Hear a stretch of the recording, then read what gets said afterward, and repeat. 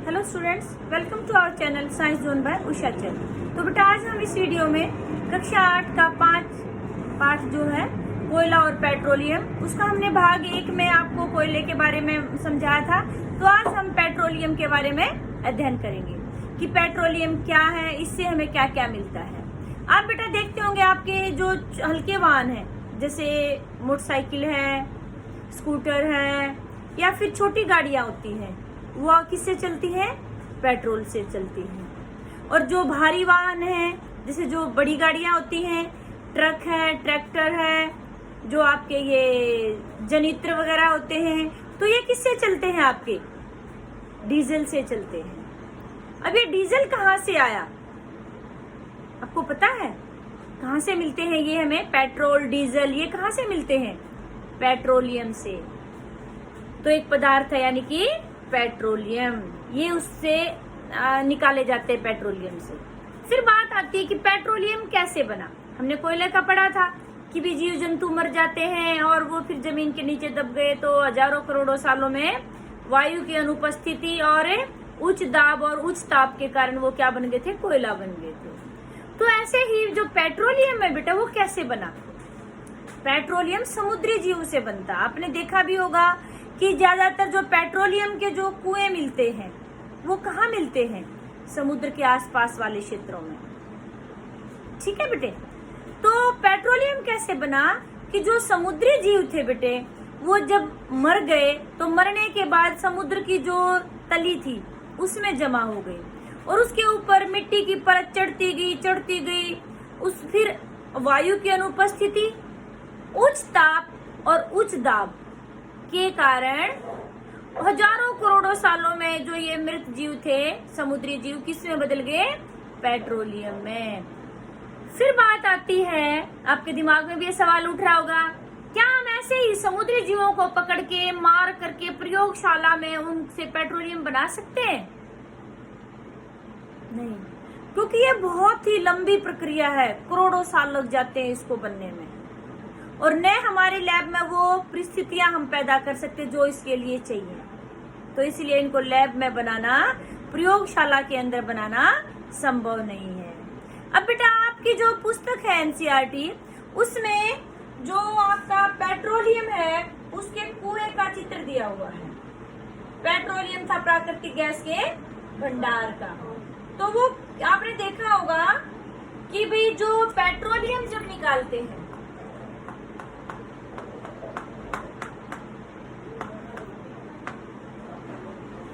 आपने एक चित्र देखा है, आपकी एनसीईआरटी में दिया हुआ है ये कि भी ऐसे जो आपके दिखा रखे हैं कि भी कैसे वो बने हुए हैं। तो ये हमारी है तैलाशय चट्टान। तैलाशय मतलब चट्टान जिससे तेल मिलता है, हमें पेट्रोलियम मिलता है।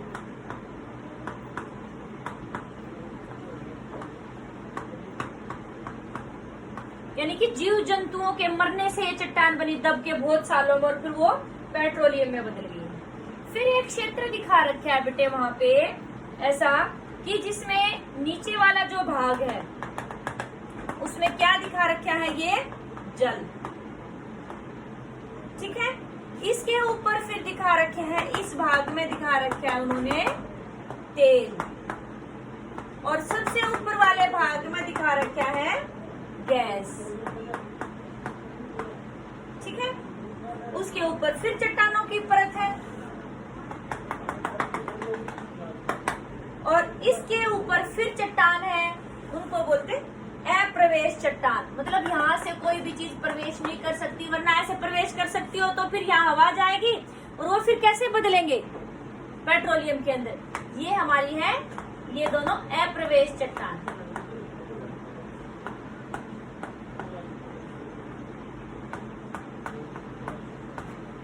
ठीक है बेटे। तो फिर जरा हम सुनते हैं कि भी पेट्रोलियम के कुएं मिले हैं, तो क्या करते हैं? वो कहाँ तक खोदते हैं? यहाँ तक। ठीक है। अब ये अलग अलग परत क्यों बन गई? जल है, तेल है, गैस है, ये सारे एक दूसरे के अंदर मिश्रण क्यों नहीं है? आप एक काम करना, घर में पानी लेना, पानी के अंदर आप तेल डाल के देखना, क्या वो मिक्स हो जाएगा? नहीं, ऊपर अलग से परत बन जाती है। यानी कि जो ये तेल और गैस पानी से हल्के हैं और पानी में घुलते नहीं हैं, इसलिए ये पानी के ऊपर अलग परत बना लेते हैं। इसीलिए इनका जो निष्कर्षण है यानी कि इनको निकालना भी आसान हो जाता है। समझ में आई आपको बात की अलग अलग परतें क्यों हैं, वहां पर कौन बनाता? घनत्व के कारण से। जिसका घनत्व अधिक होगा वो नीचे रहेगा, जिसका घनत्व कम होगा वो ऊपर आ जाएगा। तो यहाँ से आप बता सकते हैं किसका घनत्व अधिक है? जल का, फिर तेल का, फिर गैस का। ठीक है, तो इस तरह से हमारे तेल के कुएं होते हैं। ये हमारा क्या है? कुआं। इससे हम प्राकृतिक गैस के कुएं, तेल के कुएं कहते हैं, और वहां से फिर ये प्राकृतिक गैस और तेल निकाला जाता है। फिर बात आती है बेटे आपकी कि जो पेट्रोलियम है भारत में कहाँ कहाँ पाया जाता है? आपको पता है भारत में कहाँ कहाँ पाया जाता है? भारत के अंदर बेटे जो तेल है, ये तेल के कुएं कहाँ कहाँ है? असम, गुजरात,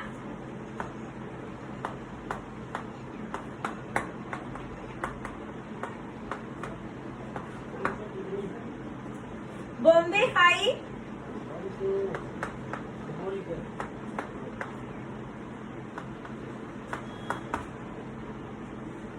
गोदावरी व कृष्णा नदियों के बेसिन में। कृष्णा व गोदावरी नदियों के बेसिन में। ये आपका कॉम्पिटिटिव एग्जाम्स के लिए भी क्वेश्चन है कि भारत में जो तेल और प्राकृतिक गैस के कुएं कहाँ पाए जाते हैं, तो आप ये बता सकते हैं।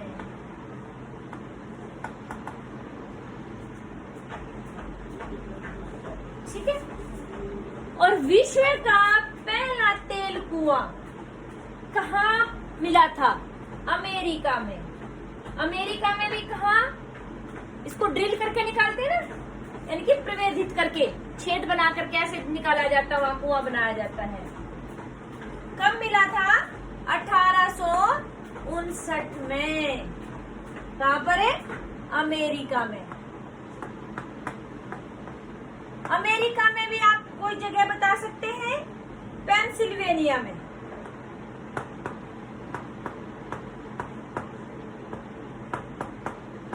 यानी कि दुनिया का पहला तेल कुआं कहाँ मिला? अमेरिका के पेंसिल्वेनिया जगह पर। कब है? 1859 में। और इसके जस्ट 8 साल बाद यानी कि 1867 में भारत में तेल का पता चला था। कहाँ पर है? असम के माकुम नामक जगह पर। असम में कौन सी जगह है? माकुम। ठीक है, अब फिर बात आती है बेटे जो ये पेट्रोलियम है। पेट्रोलियम अपने आप में एक ऐसा पदार्थ नहीं है कि इसको ऐसे ही प्रयोग किया जाए। ये बहुत अधिक उत्पादों का मिक्सचर है, मिश्रण है। इसमें से फिर वो जो विभिन्न उत्पाद हैं वो अलग किए जाते हैं, उसको बोलते हैं पेट्रोलियम का परिष्करण।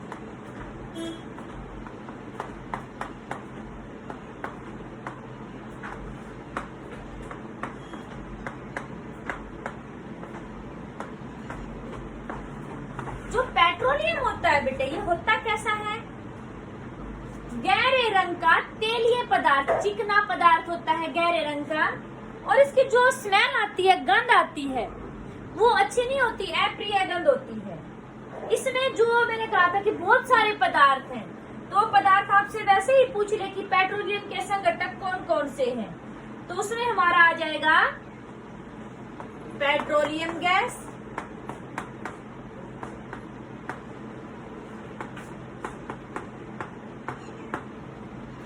और क्या आ जाएगा? पेट्रोल,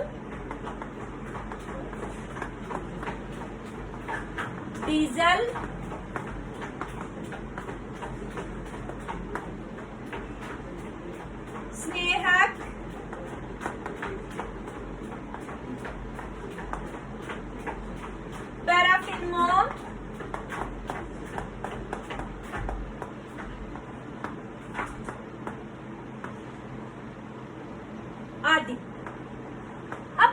देखो, कई बार पेपर में ऐसे भी पूछ लेते हैं, जो ये संगठक है इनके नाम दे दे, ये पूछ ले कि इनमें से कौन कौन सी चीजें पेट्रोलियम से प्राप्त की जा सकती, तो आप लिखेंगे सभी। या फिर इनमें से ये 3 दे के एक कोई और दे दे, कौन सी चीज है जो पेट्रोलियम से प्राप्त नहीं होती, तो आप वो अलग वाली को टिक कर सकते हैं। तो कॉम्पिटिटिव एग्जाम्स में भी आता है, आपके जो कक्षा के एग्जाम है उनमें भी पूछा जा सकता है। जो पेट्रोलियम के ये बहुत सारे संगठक है, संगठक मतलब उसके अंदर कौन कौन सी चीजें पाई जाती हैं, किन किन चीजों से मिलकर बना है पेट्रोलियम, उनको कैसे अलग करते हैं। प्रभाजी आसवन विधि, इसके बारे में आप आगे बड़ी क्लासेस में पढ़ेंगे, सिर्फ आपको नाम याद रखना है। पेट्रोलियम के जो उत्पाद है कौन सी विधि से अलग किए जाते हैं, कौन सी विधि, प्रभाजी आसवन विधि।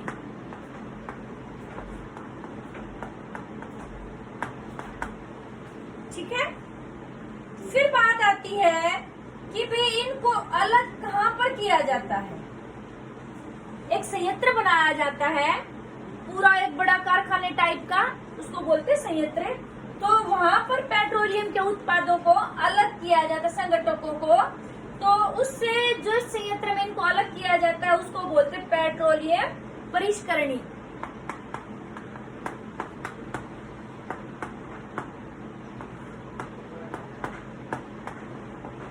आपसे पूछा जाए बेटे कि पेट्रोलियम परिष्करणी क्या है, यानी कि वह संयंत्र जहां पर पेट्रोलियम के विभिन्न संगठकों को प्रभाजी आसवन विधि के द्वारा अलग किया जाता है, उस संयंत्र को क्या कहते हैं, पेट्रोलियमी परिष्करणी। और इस विधि को क्या कहते हैं, पेट्रोलियम का परिष्करण। ठीक है, यानी कि प्रक्रम तो परिष्करण कहलाएगा, और जिस संयंत्र के अंदर ये किया जाता है उसको क्या बोलते हैं, पेट्रोलियमी परिष्करणी। ठीक है, अभी हमने जो पेट्रोलियम के विभिन्न संगठक किए थे, अभी उनके नाम लिखे थे, तो उनके उपयोग कहाँ कहाँ हो सकते हैं, एक बार उनके बारे में करेंगे। आपकी जो एनसीईआरटी बुक है उसमें सारणी भी दी हुई है, तो इनकी हम करेंगे कहाँ कहाँ उपयोग होते हैं।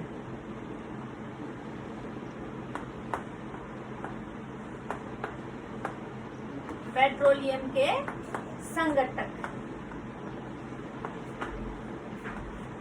या फिर उनके उपयोग।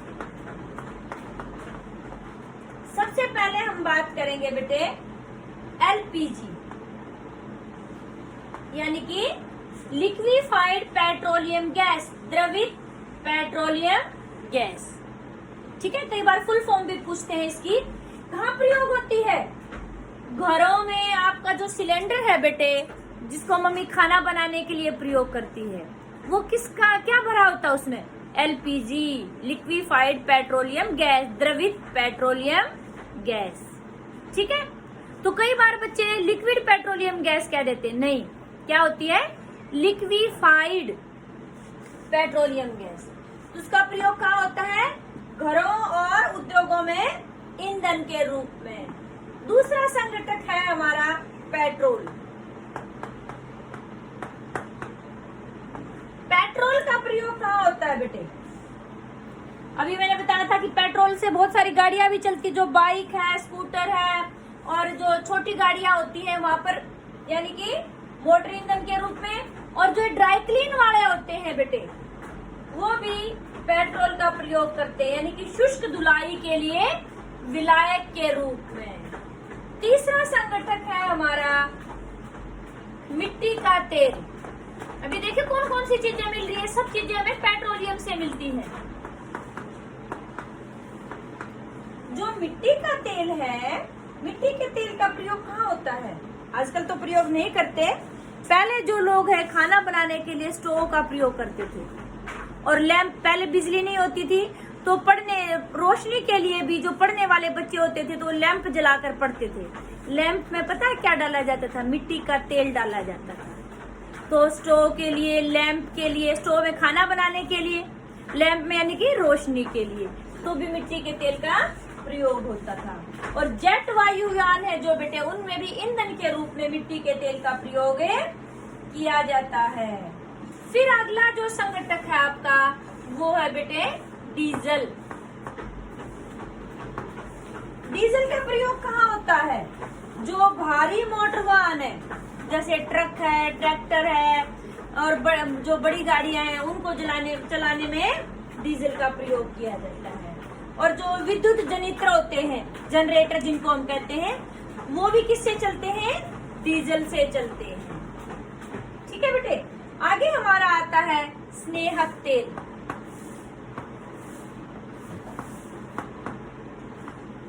जो स्नेहक तेल है बेटे उसका प्रयोग जो ये ग्रीस वगैरह होते हैं यानी कि स्नेहक के रूप में किया जाता है। फिर अगला जो आपका संघटक है छठा, वो कौन है? पैराफिन। पैराफिन मोम। इसका प्रयोग कहाँ किया जाता है? मरहम वगैरह में जो ये बनती है आपकी टिंचर आयोडीन वगैरह, जो मरहम बनती है घाव वगैरह पर लगाई जाती है, और मोमबत्ती बनाने में और वैसलीन आदि बनाने में भी आपने देखा होगा वैसलीन के ऊपर लिखा होता है पेट्रोलियम जेली वगैरह। तो यानी कि पैराफिन मोम का प्रयोग किया जाता है वैसलीन आदि में भी। और अगला है आपका संघटक बिटुमेन।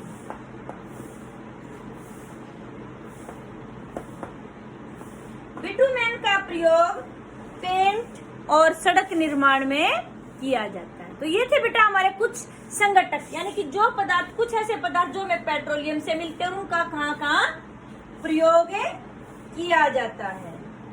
ठीक है, तो इसको याद रखना आपको अच्छे से। फिर आता है बेटे जो पेट्रोलियम है, इससे हमें और भी बहुत सारे उपयोगी पदार्थ मिलते हैं। तो जो पदार्थ पेट्रोलियम से और प्राकृतिक गैस से प्राप्त किए जाते हैं, आपने एक नाम सुना होगा पेट्रो रसायन। यानी कि वे उत्पाद जो प्राकृतिक गैस और पेट्रोलियम से प्राप्त होते हैं उन्हें क्या कहते हैं? पेट्रो रसायन। इनका उपयोग कहाँ कहाँ होता है?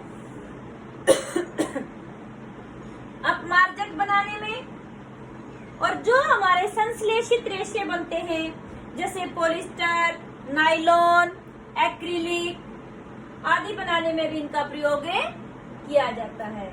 और जो पॉलिथीन है और मानव निर्मित दूसरे प्लास्टिक के जो उद्योग हैं उनमें भी पेट्रो रसायन का प्रयोग किया जाता है। ठीक है, फिर आगे आता है कि जो प्राकृतिक गैस होती है बेटे, उसमें से जो हाइड्रोजन निकलती है, हाइड्रोजन गैस, उसका उपयोग उर्वरक जो यूरिया बनता है बेटे, खेतों में डाला जाता है उपजाऊ शक्ति बढ़ाने के लिए खेतों की, उसमें भी जो हाइड्रोजन गैस प्राकृतिक गैस से निकलती है उसमें किया जाता है। अब इसका जो पेट्रोलियम है बेटे, अभी हमने थोड़ी देर पहले इसके संघटकों के और उपयोग किए थे, इससे हमें पेट्रो रसायन भी मिलते। इतना ज्यादा उपयोगी है ये हमारे लिए कि भी हमारी जो रोजमर्रा की जिंदगी में जो चीजें प्रयोग होती हैं वो बहुत सारी चीजें पेट्रोलियम के उत्पादों से बनती हैं। तो इसलिए एक और नाम दिया गया है पेट्रोलियम को, काला सोना। ये आपका इम्पोर्टेंट जीके का क्वेश्चन है कि भी काला सोना क्या है, कौन है? पेट्रोलियम। फिर आपसे बड़ा आपके पेपर में भी आ सकता है, क्यों कहा जाता है? क्योंकि इससे बहुत सारे उपयोगी पदार्थ मिलते हैं, तो इसीलिए इसे क्या कहा जाता है? काला सोना। तो फिर आगे हम बात करेंगे बेटे प्राकृतिक गैस। अभी हमने उसके पूरे देखे थे, तो उसमें नीचे हमारा पेट्रोलियम था और ऊपर क्या थी? गैस थी। तो वो गैस ही हमारी क्या है? प्राकृतिक गैस। प्राकृतिक गैस यानी कि ये जो कोयला, पेट्रोलियम, प्राकृतिक गैस, ये सब किस में आते हैं? हमने पिछली वीडियो में बताया था जीवाश्म ईंधनों में। जीवाश्म ईंधन यानी कि जो मृत जीवों के अवशेषों से बनते हैं, ये मृत जीवों से ही बने हैं, तो इसलिए ये क्या है? जीवाश्म ईंधन है। इसका जो प्राकृतिक गैस है बेटे, इसका परिवहन पाइपों के द्वारा किया जा सकता है। तो इसलिए तो बहुत ही इजी हो गया, बहुत ही आसान हो गया इसका परिवहन। तो पाइपलाइन बिछा देते हैं और उसके द्वारा इसका परिवहन होता है। जैसे अब घर में, रसोई घर में देखा होगा सिलेंडर है, सिलेंडर में पाइप लगा के चूल्हे में लगा देते हैं। मम्मी जब चूल्हा ऑन करती है, गैस चूल्हा, तो उसी समय उस सिलेंडर से पाइप के द्वारा गैस आ जाती है और आपका खाना बनने के लिए तैयार होता है, चूल्हा बनाने के लिए। तो ऐसे ही यानी कि बहुत आसान हो गया। तो ऐसे ही जो प्राकृतिक गैस होती है इसका स्थानांतरण परिवहन भी पाइपों के द्वारा किया जाता है। अब इसका भंडारण कैसे किया जाता है बेटे? गैस को तो जितना छोड़ दोगे उतनी जगह में फैल जाती है और वो लीक भी हो जाती है बहुत जल्दी से। तो क्या करते हैं, उच्च दाब पर, उच्च दबाव में इसका भंडारण किया जाता है। किसके रूप में? सीएनजी के रूप में, कॉम्प्रेस्ड नेचुरल गैस, संपीड़ित प्राकृतिक गैस। ठीक है। अब आपको सीएनजी नाम सुनते ही दिमाग में आ गया होगा, सीएनजी का प्रयोग कहाँ कहाँ होता है? वाहनों में ईंधन के रूप में। क्यों? क्योंकि ये कम प्रदूषण करती है सीएनजी, इसलिए पेट्रोल डीजल की बजाय सीएनजी चालित वाहनों को ज्यादा वरीयता दी जाती है, क्योंकि ये प्रदूषण कम करती है। और ऊपर से इसका उपयोग और कहाँ होता है? उद्योगों में ऊर्जा के स्रोत के रूप में भी किया जाता है। सीएनजी का लाभ क्या है बेटे? कि भी जहाँ इसके कारखाने हैं वहां से पाइपलाइनों के द्वारा सीधा घरों में भेजा जा सकता है। तो इसीलिए इसका स्थानांतरण बहुत ही आसान है। ऐसे ही कुछ पाइपलाइन जैसे गुजरात और दिल्ली के कुछ स्थानों पर बिछे हुए हैं। ठीक है। और भारत में जो प्राकृतिक गैस के भी विशाल भंडार है बेटे। प्राकृतिक गैस भारत में मुख्य रूप से कहाँ कहाँ पाई जाती है? त्रिपुरा, राजस्थान, महाराष्ट्र और कृष्णा गोदावरी के डेल्टा में पाई जाती है। ठीक है। अब फिर बात आती है बेटे कि जो हमारा ये प्राकृतिक संसाधन है, कौन कौन से अभी जैसे हमने किया, कोयला, पेट्रोलियम, प्राकृतिक गैस, जो एक खनिज, जो जीवाश्म ईंधन है, हमारे लिए फायदेमंद तो बहुत है। कहते हैं ना कि अति हर चीज की बुरी होती है, तो इसलिए हम इनका ज्यादा प्रयोग करेंगे। सोचेंगे तो बहुत बनते रहते हैं, चलो इनको प्रयोग करते रहे, हमें जरूरत हो तो नहीं हो तो अभी गाड़ी स्टार्ट करके अपना आराम से बैठे हैं गाड़ी में, किसी से बात कर रहे दोस्त से, आधे घंटे तक ऐसे ही बात करते रहे। नहीं, जो हमारे जीवाश्म ईंधन है बेटे, इनके भंडार सीमित हैं। तो ये तो कुछ ही वर्षों में ऐसे हम प्रयोग करते रहे तो कुछ वर्षों में खत्म हो जाएंगे। हमारी आगे आने वाली पीढ़ी को तो ये भी पता नहीं चलेगा कि डीजल, पेट्रोल कोई चीज होती थी जिससे गाड़ी चलती थी। और फिर ये इतनी जल्दी बनते भी नहीं है, हजारों करोड़ों साल लग जाते हैं इनके बनने में। तो इसलिए इनका प्रयोग बहुत ही सावधानी पूर्वक करना चाहिए, जिससे कि हमारी आगे आने वाली पीढ़ी के लिए भी ये बचे रहें। और इनका सावधानी पूर्वक प्रयोग करने की जरूरत क्यों? एक कारण और भी बता सकते हैं हम आपको कि जो ये जीवाश्म ईंधन है बेटा, जब जलते हैं तो क्या करते हैं? वायु प्रदूषण करते। कैसे करते हैं?